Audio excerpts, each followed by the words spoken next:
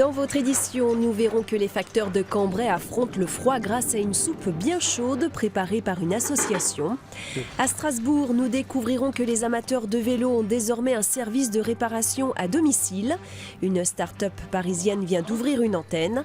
Mais avant, débutons cette édition avec une leçon de vie sur grand écran. Le 1er février prochain sort un documentaire qui raconte le combat de 5 enfants malades. Ambre est l'une des héroïnes du film.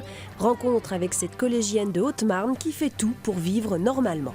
Il y a 2 choses qu'Ambre ne quitte jamais quand elle est chez elle. D'abord, ses pantoufles à tête de licorne et ensuite, ce petit sac en bandoulière. À l'intérieur, un boîtier régule la perfusion qu'elle porte en permanence depuis 8 ans pour lutter contre son hypertension artérielle et pulmonaire, une maladie qui a changé sa vie.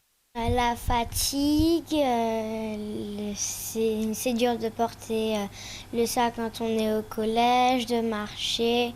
À chaque fois que je fais un pas, que je fais quelque chose, pour moi c'est un effort. Une maladie rare diagnostiquée chez Ambre alors qu'elle n'avait que 8 mois. C'est assez incroyable comme elle peut gérer cette fatigue, ces douleurs, comme elle a des maux de tête très importants, maintes effets secondaires des médicaments et de la maladie. Elle vit, elle prend plaisir à vivre chaque jour que la vie lui donne. Cette joie de vivre malgré tout, c'est ce que raconte le documentaire et les Mistral gagnants. Comme 4 autres enfants malades, Ambre y raconte son quotidien fait de maladies, mais surtout de théâtre, de danse et de rire. Tout ça, ça me permet de ne pas penser à mon handicap parce que même si je ne peux pas faire de sport ou de choses comme ça, j'y vais à mon rythme et je fais les activités qui me semblent bien pour moi. Avec Ambre, ils sont 5 enfants et 5 familles à montrer ce courage hors du commun.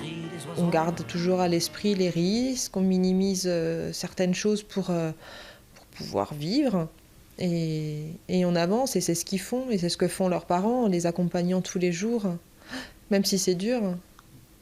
Parce que la vie souvent nous remet une grande claque en nous disant que la maladie est bel et bien là. C'est pas grave, on laisse tomber les choses qui nous tracassent et on vit avec. Et les Mistral gagnants sortira en salle le 1er février dans toute la France. Des enfants, et les Mistral gagnants, et les Mistral gagnants. Il y a un an, une start-up parisienne se lançait dans la réparation de vélos à domicile, un marché porteur avec le développement de la petite traîne en ville. Ses fondateurs viennent de développer ce concept à Strasbourg, la première ville cyclable de France. 16% des salariés vont travailler à vélo. Un vélo en piteux état qui n'est pas prêt de se faire enfourcher. Pour le réparer, 2 solutions, le faire soi-même ou l'amener chez un réparateur avec des délais variables. Bonjour Philippe, ça va? Oui, le vélo il est prêt. Super. Ou bien, et c'est nouveau, vous pouvez faire appel à un réparateur cyclofixe qui, à vélo, viendra réparer le vôtre où vous le souhaitez dans Strasbourg. Alors là, j'interviens sur le vélo d'un client qui m'a appelé parce qu'il avait un problème de frein, ça freinait plus du tout. En plus, avec la saison, c'est un peu dangereux. Du coup, ce que j'ai fait, c'est que je lui monte des étriers neufs à l'avant et à l'arrière. Voilà, étriers neufs, patins neufs, et j'en profite pour refaire la câblerie. Comme ça, il aura une bonne station et un freinage puissant. Voilà. Ça tombait juste au bon moment, les freins qui lâchent et du coup ça m'a arrangé cette situation de quelqu'un qui se déplace, qui peut régler ça tout de suite. L'idée a germé à Paris. 3 associés d'une start-up ont lancé leur entreprise l'an dernier. Pour conquérir la province, Strasbourg, première ville cyclable de France, était logiquement dans leur viseur. Dans 99% des cas, voire même un petit peu plus, on arrive à réparer parce qu'on a vraiment tout ce qu'il faut, on a tous les consommables, aussi bien les pneus, les roues, les freins, la transmission, etc. Même des accessoires. Maintenant, quand on n'arrive pas réellement à réparer, on renvoie tout simplement vers nos confrères magasins de vélo. Qui eux-mêmes renvoient vers Cyclofix en cas de trop-plein d'activités.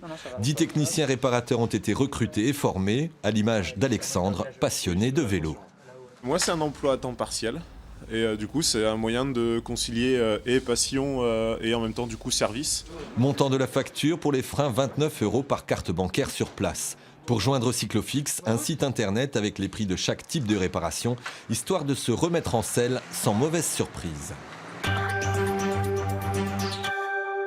Et pour terminer, comment se réchauffer avec ce froid glacial quand on travaille en extérieur? À Cambrai, les facteurs ont droit à un bol de soupe avant de partir faire leur tournée, une initiative proposée par une association de réinsertion. Tous le savent, la journée sera dure. Dehors, il fait moins 6 degrés. Alors au centre de tri de Cambrai, depuis 8 jours, la soupe est indispensable, avant et après la tournée, histoire de réchauffer le corps et le cœur. Mesdames et messieurs, c'est la pause, la soupe est prête. Ça fait toujours bien de se réchauffer un petit peu, parce que bon, c'est dur quoi en ce moment. C'est essentiel, essentiel quand il fait froid, ça fait toujours plaisir. Maintenant qu'on a pris l'habitude, forcément, on ne peut plus y échapper maintenant. Marine part dans quelques minutes, vêtue de plusieurs couches de vêtements.